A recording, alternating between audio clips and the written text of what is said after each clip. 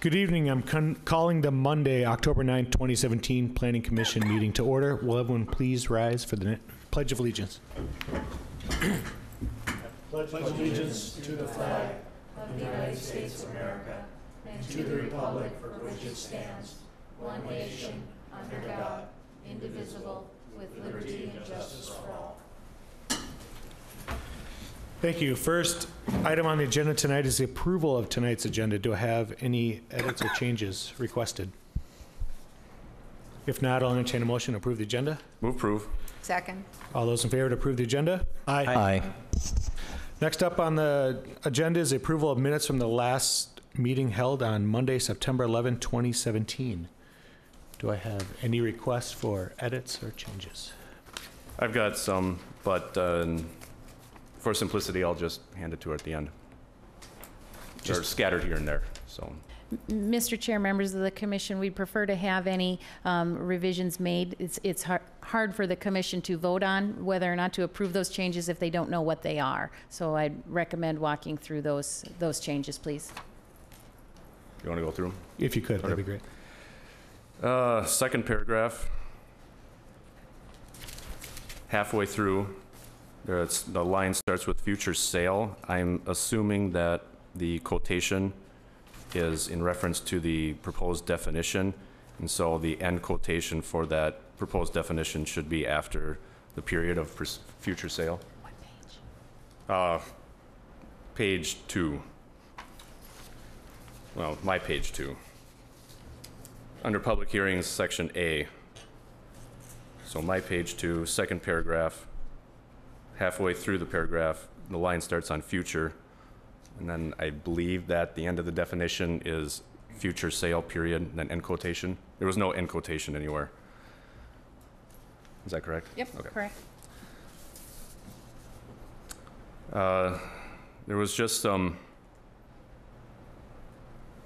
clarification of what the meaning of things that were discussed were. I'm not sure how in-depth we need to be on these clarifications. Julie, could you maybe help us out with that a little bit? Mr. Chair, members of the commission, I can certainly try. There was a lot of discussion throughout, and does it need to be anywhere that we discuss the proposed language, having written in proposed language anywhere, or is that just inferred? Mr. Chair, members of the commission, if I'm understanding the question correctly, Commissioner Woodkey is asking if the commission, or if the minutes need to reflect that the commission entertained the idea of drafting its own version of a definition. Is that correct? Yeah. And Mr. Chair, members of the commission, I believe through these minutes that is certainly communicated through these minutes. We can certainly take a look and confirm that, but I believe, as I reviewed these minutes, I believe that is reflected in these minutes. Okay.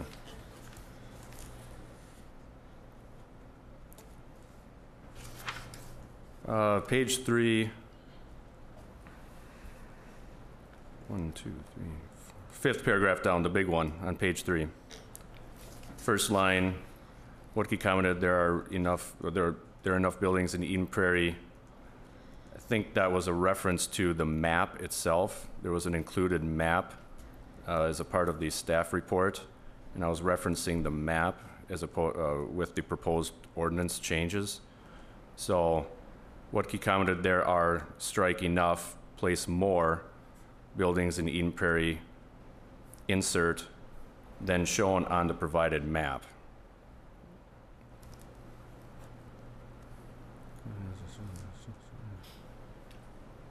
And then almost towards the end of that same paragraph, Woodkey asked if we are limiting, referencing the city. Woodkey asked if strike we are, the city is limiting. And I guess that would be itself, to be grammatically correct.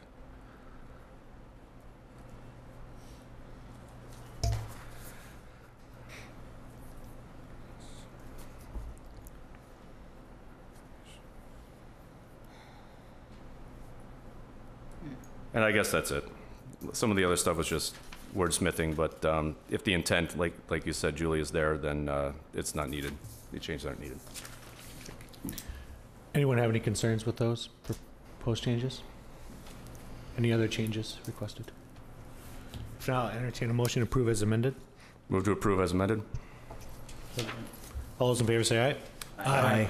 Minutes are approved. Moving on, next item on the agenda tonight is a public hearing. It's a variance number 2017-02, request to permit an accessory garage structure 10 feet from the east side lot line and 10 feet from the rear south lot line.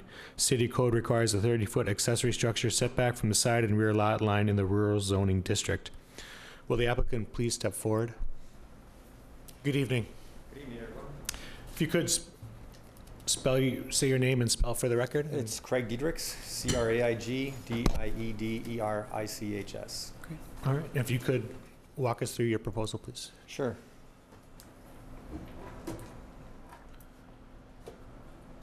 If we could have the PowerPoint, please. Thank you. Okay, so I think you guys have seen this. Maybe I'll go through it here quickly, and please stop me if you have any questions, concerns. This is a shot taken several years ago of the inside of what I call the carport section. So you can see the two doors in the back of the garage there. It's kind of full of stuff. There's probably too much stuff in there, but there's still some debate whether the carport was original or the garage was original, and the garage on the back wall is the south wall.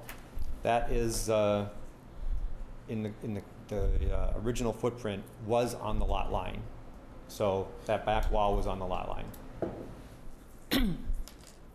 So what I'm requesting is a variance. Like you mentioned, there's a 30-foot zoning rule today to go to within 10 feet or at least 10 feet away from both the south and the east lot lines. There's also a septic field that was, I had a septic system put in 2000, I think it was 8 or 9, and I had the septic guy out there within the last month or so, and he measured to make sure that he flagged it so that I can be 10 feet off of the septic field. So there's somewhere in the last 10 years or so, must have been another rule that came into effect that said we had to be so far off of the septic field. So everything will comply within the 10-foot, as long as the variance is allowed.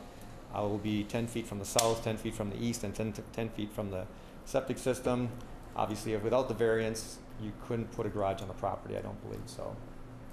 It's basically going to be in the same situation or the same location as the old garage, and will certainly enhance the property and make life a lot easier than not having a garage at all.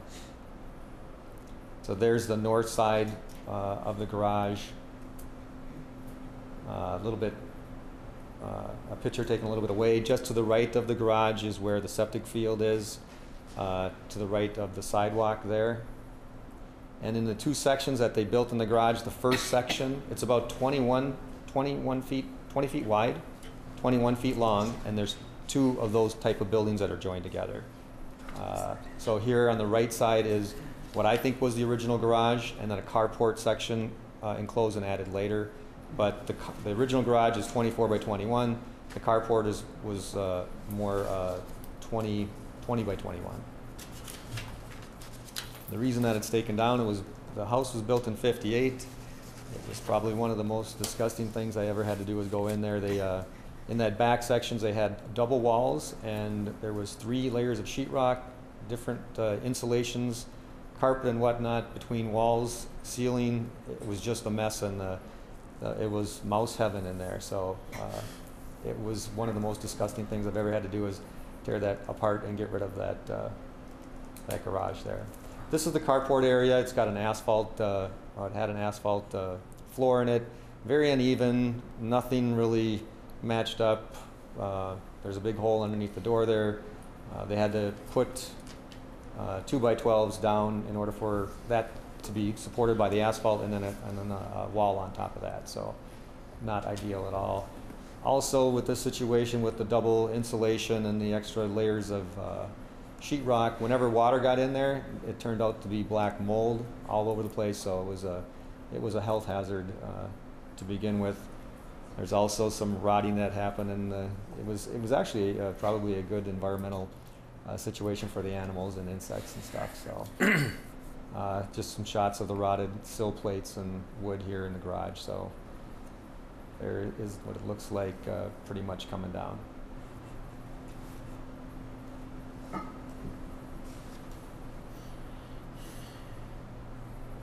And then you can still see the existing block wall to the left and the septic field to the right. And within all of the different setbacks, as long as it's 10 foot, I can put a garage basically in that same footprint, basically the same size. It'd be like a 24 by 38, I think would occupy the same square footage, and it would fit in the same location there. And you can see from these shots that there's really no neighbors, and this is kind of a weird neighborhood in Eden Prairie. In the summer, you really can't see house to house, and in the winter, you can only see 3 of the 4 houses that are up there. So this is just a little bit more different shots, different pictures of where it is. And this is a picture of where the garage was and looking up the driveway. So from the driveway heading south, you go down the hill to get to the driveway, which is one of the reasons where there's a little bit of water problem there. The other opportunity I had was taking down, there's these 3 giant oak trees there, and I just, I would really hate to do something like that to the property, because it's a lot of old growth in the area, and I think it would really remove some of the aesthetics of the property by taking down these trees. So I don't really consider that a good option. I think that's all the pictures I've got there.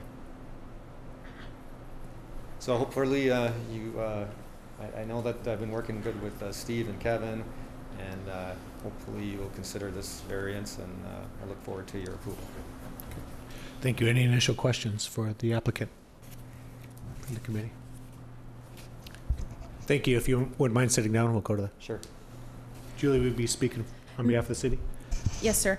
Mr. Chair, members of the commission, as Mr. Dietrich stated, he is requesting a variance for the setback requirements on the side and the rear lot line. His property is zoned rural, which has a 30-foot setback requirement from the side lot line for accessory structures and a 30-foot setback from the rear lot line for accessory structures. The applicant is proposing a 10-foot setback from both of those property lines. This property is encumbered by, as Mr. Dietrich stated, the location of the home, location of existing mature trees, location of the existing septic and drain field. So staff has worked extensively with the property owner to identify if there are other code compliant alternatives that exist on this site, and we have not been able, based on those constraints, to find a code compliant alternative that would work. Based on that, staff is recommending approval of the variance as it is before you this evening. The variance request does comply with the 3-part test with regard to practical difficulty, harmony with the ordinance, and also compliant with or consistent rather with the comprehensive plan. So I'm happy to answer any questions that you might have. Great, thank you. Any questions from members? Julie, Commissioner Farber? for Craig, what will be the siding that you'll be using on the garage? What kind of materials? It's probably going to be something like a fiber cement board.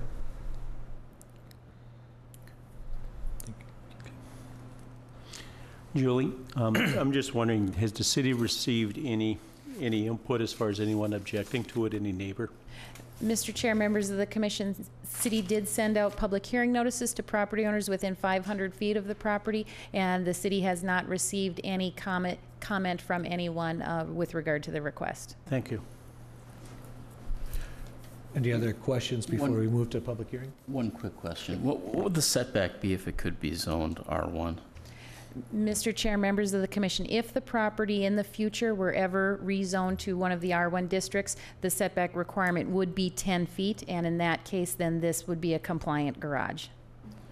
So the only reason we can't rezone it is that there isn't city services and sewer services hooked up.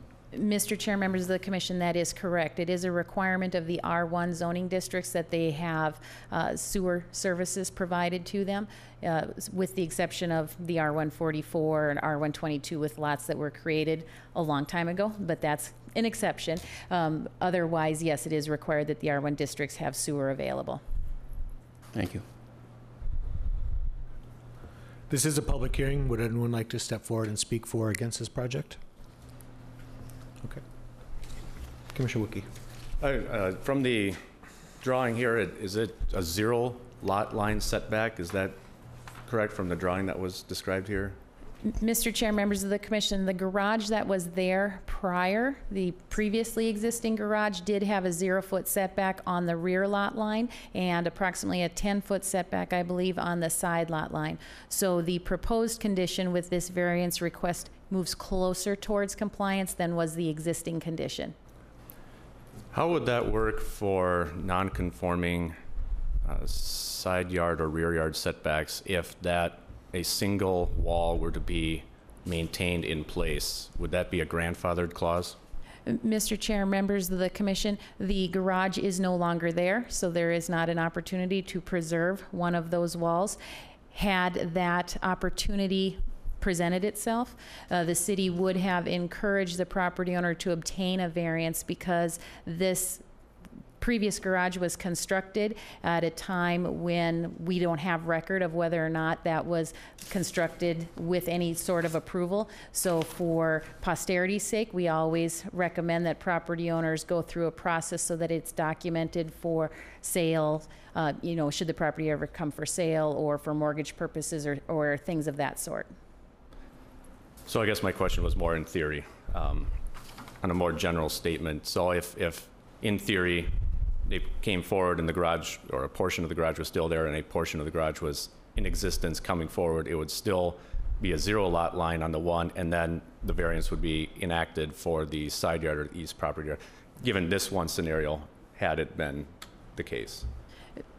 Mr. Chair, members of the commission, if I'm understanding the question correctly, the variance request would need to come in order to address that 0 setback. And as long as we were talking about one of those setback lines, we would talk about both of the property lines in the variance request to make sure it's documented. Okay, so we would have seen it anyway. Right. Mr. Chair, members of the commission, yes, staff would encourage that.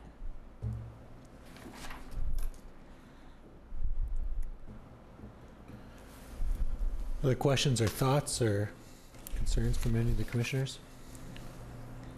I'd move to close the public hearing. Second. All those in favor of closing public hearing? Aye. Aye. Public hearing is closed. Move to recommend approval of variance 2017-02 based on the information included in the staff report dated October 4th, 2017, and its attachments. Second. All those in favor say aye. Aye. Variance is approved. Good luck with your project. Thanks for coming in tonight. Moving on this evening, we have a planner's report. Mr. Chair, not this evening. All right. Members' reports. Continuing business, new business. I'll entertain a motion to adjourn the meeting. So moved. Do I have a second? Second. All those in favor to close? Aye. Thank you, everyone. Good job.